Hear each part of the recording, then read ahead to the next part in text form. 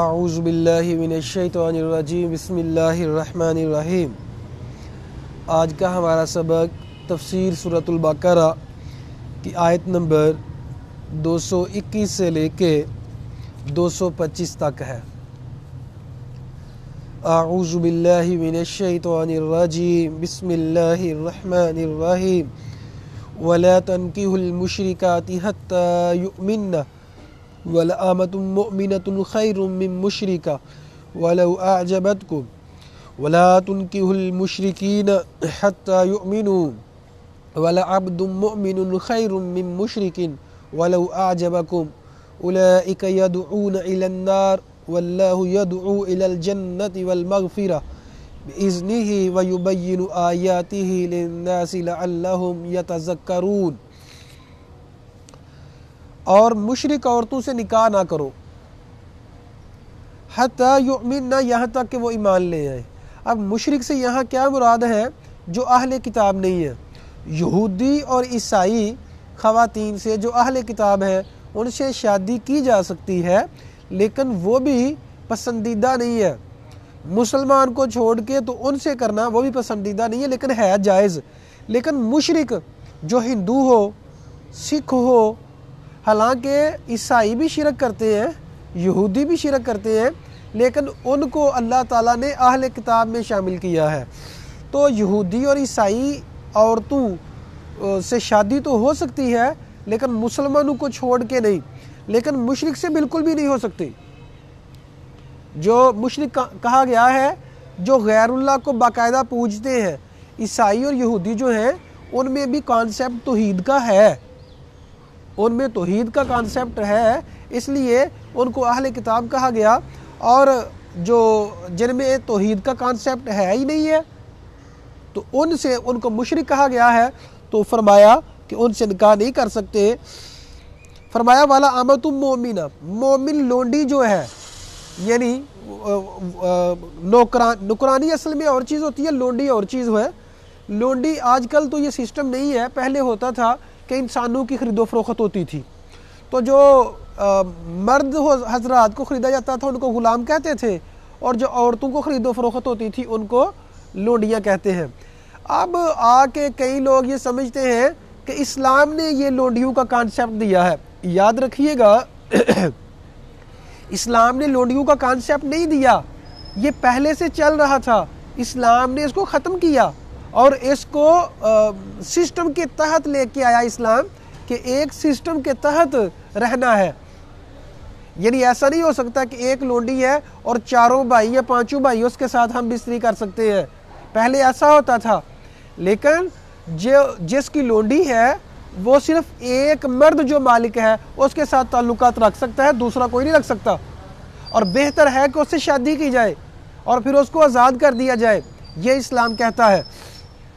تو جو لوگ اسلام کے اوپر اعتراضات کرتے ہیں وہ اسلام کے اوپر نکتہ چینی اور اعتراضات کرتے ہیں کہ اسلام نے کہا ہے کہ انسانوں کو خریدو، انسانوں کو بیچو، وہ پیچھے اصل بات کا پتہ نہیں ہوتا، اور چونکہ جس نے اعتراض کرنا ہوتا ہے اس نے تو ماننا ہی نہیں ہوتا، اس نے تو اعتراض کرنا ہوتا ہے، اس نے کہنا ہوتا ہے میں نہ مانوں۔ تو یہ والا جو سسٹم ہے، لونڈی کا کانسیپٹ اسلام نے نہیں دیا، اسلام نے اس کو بہتر کیا ہے تاکہ کسی کے ساتھ ظلم نہ ہو۔ تو اللہ تعالیٰ فرماتے ہیں لونڈی بہتر ہے آزاد عورت سے، مشرک سے۔ وَلَوْ أَعْجَبَتْكُمْ، اگر وہ تمہیں اچھی بھی لگے تو صرف حسن کو نہیں دیکھنا۔ نبی کریم صلی اللہ علیہ وسلم نے فرمایا 4 چیزوں کی وجہ سے نکاح کیا جاتا ہے، حسن کی وجہ سے، دولت کی وجہ سے، نسب کی وجہ سے، اور دین کی وجہ سے۔ فرمایا فَاظْفَرْ بِذَاتِ الدِّین، دین والی کے ساتھ کامیاب ہو جا، یعنی دین کو دیکھو سب سے پہلے، دین کو دیکھنا ہے، دین کو دیکھ کے پھر شادی کرے، دولت کو، حسن کو، خاندان کو مت دیکھو۔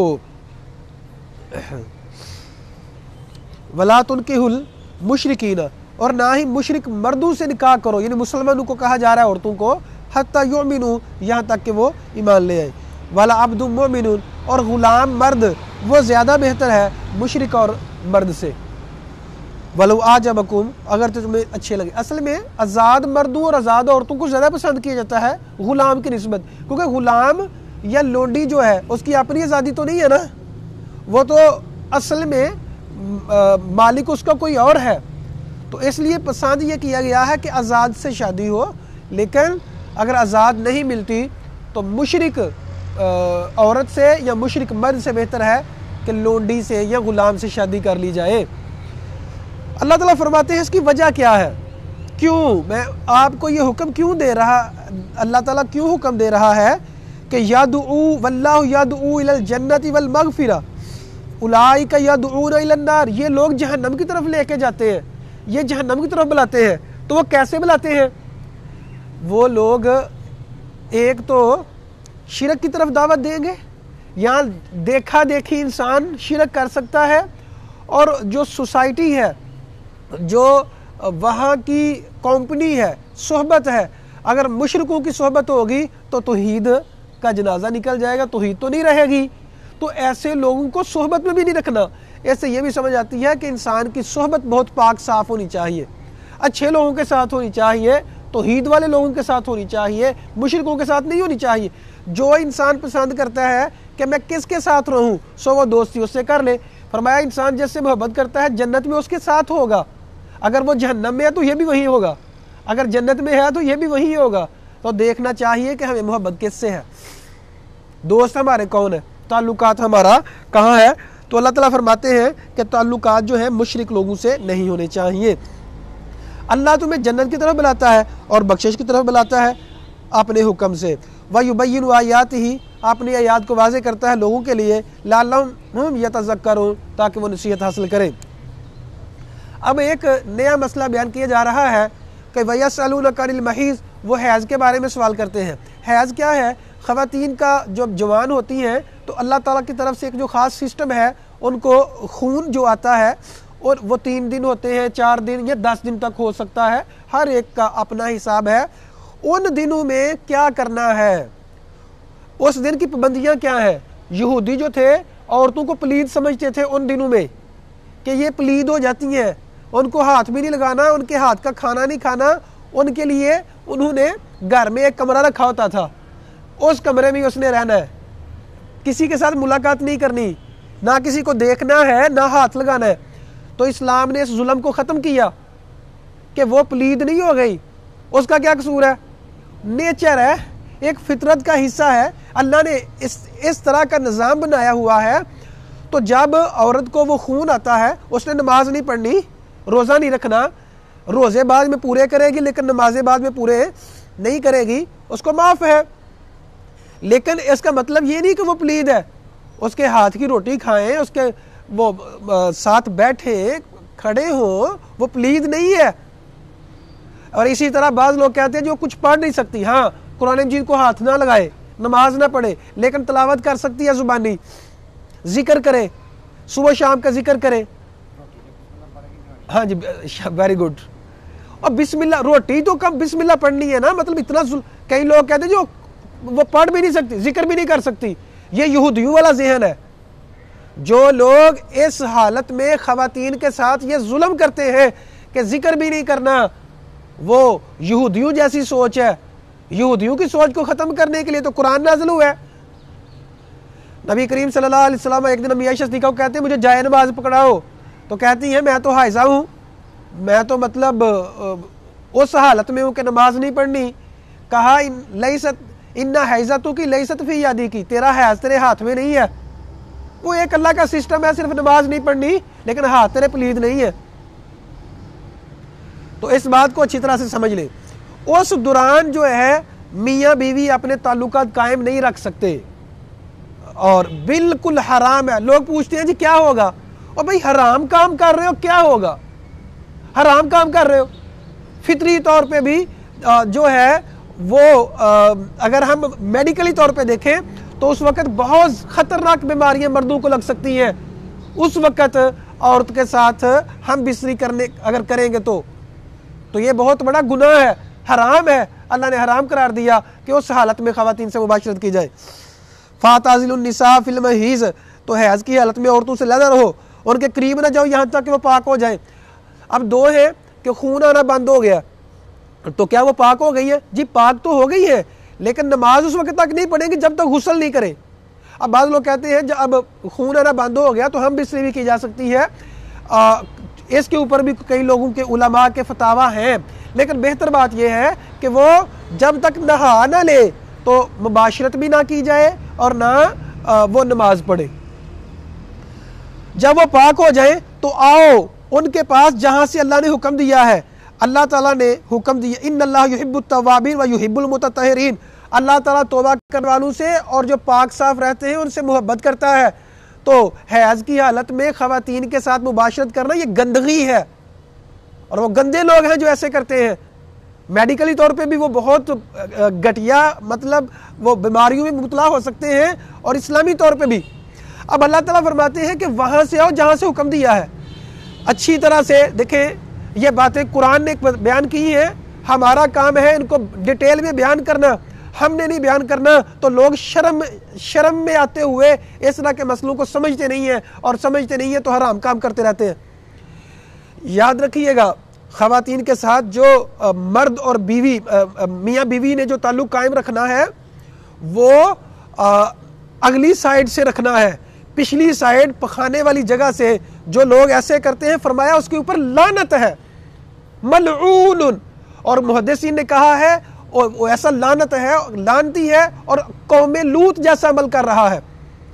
اچھی طرح سے اس بات کو سمجھ لینا چاہیے کہ بہت بڑی لعنتی کام ہے یہ کہ عورت مطلب پخانے والی جگہ پہ مباشرت کرنا۔ یہ چھوٹا گناہ نہیں ہے، بہت بڑا گناہ ہے، اور لعنتی قرار دیا گیا اس شخص کو۔ اس سے میڈیکلی طور پہ بھی بہت زیادہ نقصانات ہوتے ہیں۔ جو بھی شریعت نے حکم دیا ہے وہ آپ کی صحت کے لیے دیا ہے، آپ کی آخرت کے لیے دیا ہے۔ آپ اخلاقی طور پہ بھی پاک رہیں، جسمانی طور پہ بھی پاک رہیں، اور جسمانی بیماریاں آپ کو نہ لگے، اس وجہ سے رکھ دیا ہے۔ نساؤکم حرث لکم، تمہاری بیویاں تمہاری کھیتی ہیں، فاتوا حرثکم انا شئتم، اپنی کھیتی میں آؤ جہاں سے چاہتے ہو۔ تو بیج جو ہے وہ کھیتی میں مطلب رکھا جاتا ہے تاکہ وہاں سے پھل آئیں، وہ اللہ تعالیٰ اناج دے۔ تو اصل یہاں سے یہ ڈیٹیل بیان کی جا رہی ہے کہ جماع کرنا کہاں ہے، جو میں نے پہلے عرض کر دی کہ دوبر والی سائڈ پہ جماع نہیں کرنا، وہ حرام ہے، وہ لعنت کا مستحق ہے جو ایسا کرتا ہے۔ وَقَدِّمُوا لِأَنفُسِكُمْ، اور آگے بھیجو، آخرت کے لیے تیاری کرو۔ وَاتَّقُوا اللَّهَ، اللہ تعالیٰ سے ڈر جاؤ۔ وَاعْلَمُوا أَنَّكُمْ مُلَاقُوهُ، جان لو کہ تم اس سے ملنے والے ہو۔ وَبَشِّرِ الْمُؤْمِنِينَ، اور مومنوں کو خوشخبری دے دو۔ وَلَا تَجْعَلُوا اللَّهَ عُرْضَةً لِإِيمَانِكُمْ، اللہ تعالیٰ کو اپنی قسموں کی ڈال نہ بناؤ۔ أَن تَبَرُّوا وَتَتَّقُوا، تم نیکی کرو اور تقوی اختیار کرو، کہ میں نے فلاں کے ساتھ نیکی نہیں کرنی، میں نے نماز نہیں پڑھنی، میں نے اچھے کام نہیں کرنے، یہ اس طرح کی قسمیں نہ اٹھایا کرو، یعنی بیوقوف نہ بنو۔ وَتُصْلِحُوا بَيْنَ النَّاسِ، اور لوگوں کے درمیان صلح کرواؤ۔ وَاللَّهُ سَمِيعٌ عَلِيمٌ، اللہ سننے والا جاننے والا ہے۔ لَا يُؤَاخِذُكُمُ اللَّهُ بِاللَّغْوِ فِي أَيْمَانِكُمْ، جو تم لغو قسمیں اٹھاتے ہو تو اس کا مواخذہ نہیں ہوگا۔ کئی لوگوں کی عادت ہوتی ہے قسمیں کرتے رہتے ہیں، یا عرب کی عادت ہے واللہ واللہ واللہ کرتے رہتے ہیں۔ تو جس کی عادت ہے قسم اٹھانے کی تو یہ عادت اچھی نہیں ہے، اس عادت کو ختم کرے، لیکن اس سے مواخذہ نہیں ہوگا۔ اس قسم کا مواخذہ ہوگا جو باقاعدہ اس نے قسم اٹھائی ہے اور پوری نہیں کر رہا۔ اگر پوری نہیں کرتا پھر اس کا کفارہ ادا کرنا ہوگا۔ کفارہ کیا ہے؟ 3 روزے رکھ لے، 10 مسکینوں کو کھانا کھلائے، پہلے سب سے غلام آزاد کرے۔ غلام آزاد کرنے کی طاقت، اب دیکھیں یہاں بھی کفارے جتنے بھی ہیں کہا غلام آزاد کرو۔ تو اگر غلام آزاد کرنے کی طاقت نہیں ہے، غلام ہے ہی نہیں، 10 مسکینوں کو کھانا یا 10 مسکینوں کو کپڑے پہنانا یہ کر لے۔ اگر اس کی بھی طاقت نہیں ہے تو 3 روزے رکھ لے۔ اگر قسم کسی نے اٹھا لی ہے تو پھر یہ اس کا کفارہ ہے۔